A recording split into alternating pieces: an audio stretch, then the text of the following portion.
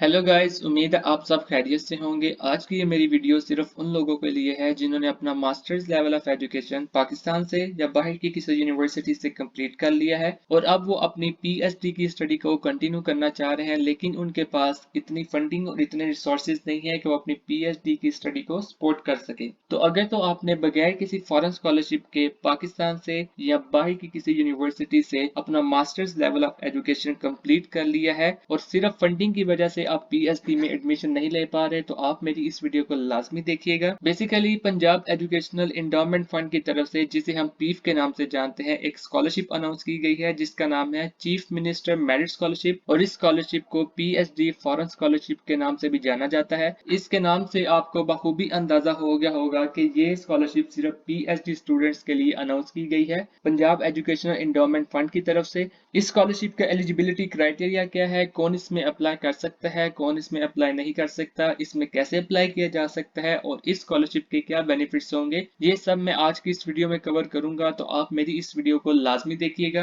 तो सबसे पहले हम देख लेते हैं कि एलिजिबिलिटी क्राइटेरिया क्या है। इस स्कॉलरशिप में अप्लाई करने से पहले पहले आपको कौन सी रिक्वायरमेंट्स को फुलफिल करना होगा। तो वेरी फर्स्ट रिक्वायरमेंट है कि आपके पास क्यूएस सब्जेक्ट वाइज रैंकिंग के मुताबिक टॉप 50 यूनिवर्सिटीज में से किसी भी एक यूनिवर्सिटी का प्रेफर्ड सब्जेक्ट एरियाज में से किसी एक सब्जेक्ट का 2021 विंटर इनटेक के लिए पीएचडी का एडमिशन लेटर होना चाहिए। अब basically Punjab educational endowment fund की तरफ से प्रेफर्ड सब्जेक्ट एरियाज की एक लिस्ट अपलोड की गई है। उस लिस्ट का लिंक मैंने डिस्क्रिप्शन में दे दी है और वो लिस्ट अभी आप स्क्रीन पे भी देख सकते हैं। तो प्रेफर्ड सब्जेक्ट एरियाज में से जो फर्स्ट सब्जेक्ट है वो है engineering and technology, second number पे life sciences and medicine, third number पे है नेचुरल साइंसेज, फोर्थ नंबर पे है social sciences and humanities and arts. तो ये कुछ प्रेफर्ड सब्जेक्ट एरियाज हैं। इनमें से किसी भी एक सब्जेक्ट का आपके पास क्यूएस सब्जेक्ट वाइज रैंकिंग के मुताबिक टॉप 50 यूनिवर्सिटीज में से किसी एक यूनिवर्सिटी का पीएचडी का एडमिशन होना चाहिए, तभी आप इस स्कॉलरशिप के लिए अप्लाई कर सकते हैं। अब प्रेफर्ड सब्जेक्ट एरियाज के लिंक के साथ साथ मैंने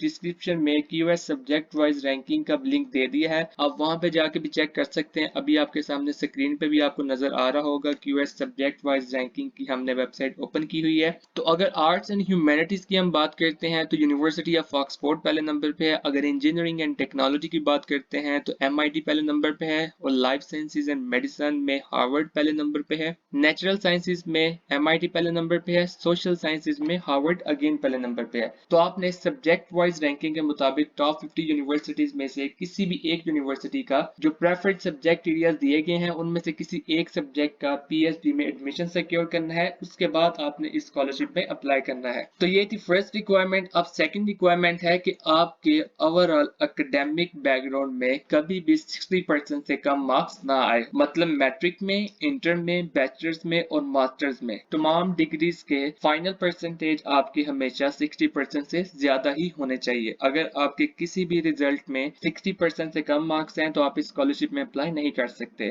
थर्ड क्राइटेरिया है कि आपकी मंथली फैमिली इनकम 2 लाख या 2 लाख से कम होने चाहिए। फॉर एग्जांपल, अगर आप फैमिली मेंबर्स 5 हैं और 3 फैमिली मेंबर्स जॉब करते हैं तो उन 3 फैमिली मेंबर्स की कुल कमा के इनकम 2 लाख या 2 लाख से कम होनी चाहिए। अगर 2 लाख से ज्यादा हुई तो आप स्कॉलरशिप में अप्लाई नहीं कर सकते। और मैक्सिमम एज लिमिट है 35। आपकी एज 35 या 35 से कम होनी चाहिए। 35 से ज्यादा हुई तो फिर भी आप स्कॉलरशिप में अप्लाई नहीं कर सकते। और इसके बाद जो रिक्वायरमेंट है वो ये है कि आपने माजी में किसी भी फॉरेन स्कॉलरशिप को अवेल ना किया हो। अगर आप माजी में किसी भी फॉरेन स्कॉलरशिप के थ्रू आपने किसी भी डिग्री को कंप्लीट किया होगा तो आप स्कॉलरशिप में अप्लाई नहीं कर सकते। और फाइनल रिक्वायरमेंट है कि जिस साल भी आपको ये स्कॉलरशिप प्रोवाइड की जाएगी आपने उसी साल अपनी पीएचडी स्टडी को कंटिन्यू करना है। लेट्स सपोज आपको 2021 में ये प्रोवाइड की जाती है स्कॉलरशिप पीफ की तरफ से, तो आप अपने सेमेस्टर को या स्कॉलरशिप को डेफर नहीं करवा सकते। आपने उसी साल अपनी पीएचडी की स्टडी को कंटिन्यू कर देना है। तो ये कुछ एलिजिबिलिटी क्राइटेरिया थे। अगर आप इन रिक्वायरमेंट्स को फुलफिल करते हैं तो आप स्कॉलरशिप के लिए लाजमी अप्लाई करें। अब हम ये देख लेते हैं कि कौन स्कॉलरशिप में अप्लाई नहीं कर सकता। तो बेसिकली वो लोग जो इस टाइम रेगुलर या परमानेंट फैकल्टी मेंबर्स हैं पाकिस्तान की किसी भी पब्लिक यूनिवर्सिटी, कॉलेज या स्कूल के, वो लोग इस स्कॉलरशिप के लिए अप्लाई नहीं कर सकते। उसके बाद हम देखते हैं कि इस स्कॉलरशिप के बेनिफिट्स क्या होंगे। तो बेनिफिट्स में सबसे पहले ये है कि 100% ट्यूशन फीस स्कॉलरशिप की तरफ से प्रोवाइड की जाएगी। आपकी अकोमोडेशन के एक्सपेंसेस स्कॉलरशिप प्रोवाइड प्रोवाइड करेगी और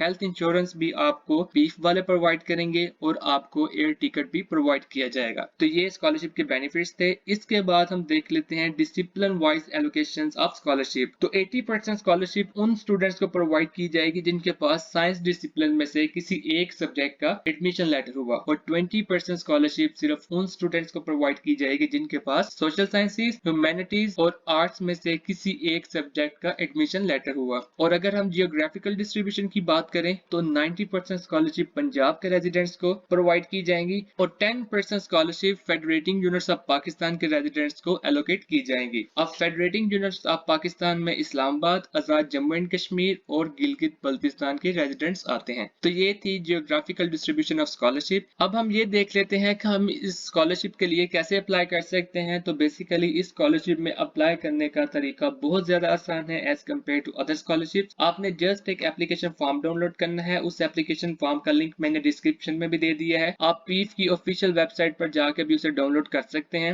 अभी आपको स्क्रीन पे भी एप्लीकेशन फॉर्म नजर आ रहा होगा। तो ये एप्लीकेशन फॉर्म है जिसे आपने डाउनलोड करना है और फिल करना है। सबसे पहले आपने इंस्ट्रक्शंस पढ़नी है और ये चेक लिस्ट है, ये उन डॉक्यूमेंट की लिस्ट है जो आपने फॉर्म के साथ अटैच करना है। तो इस एप्लीकेशन फॉर्म को फिल करने के बाद, इन डॉक्यूमेंट्स को एप्लीकेशन फॉर्म के साथ अटैच करने के बाद, आपने इस फॉर्म को बाय कोरियर सर्विस या बाय हैंड पीफ के ऑफिशियल एड्रेस सेंड कर देना है। तो पीफ का ऑफिशियल एड्रेस आपको शो हो रहा है स्क्रीन पे। इस एड्रेस पे आपने इस फॉर्म को सेंड कर देना है। तो ये वो तमाम इंफॉर्मेशन थी जो इस स्कॉलरशिप में अप्लाई करने से पहले आपका जानना जरूरी था। अगर ये वीडियो आपको इंफॉर्मेटिव लगे तो आप हमारी वीडियो को लाइक करें और शेयर करें और हमारे चैनल को सब्सक्राइब करें।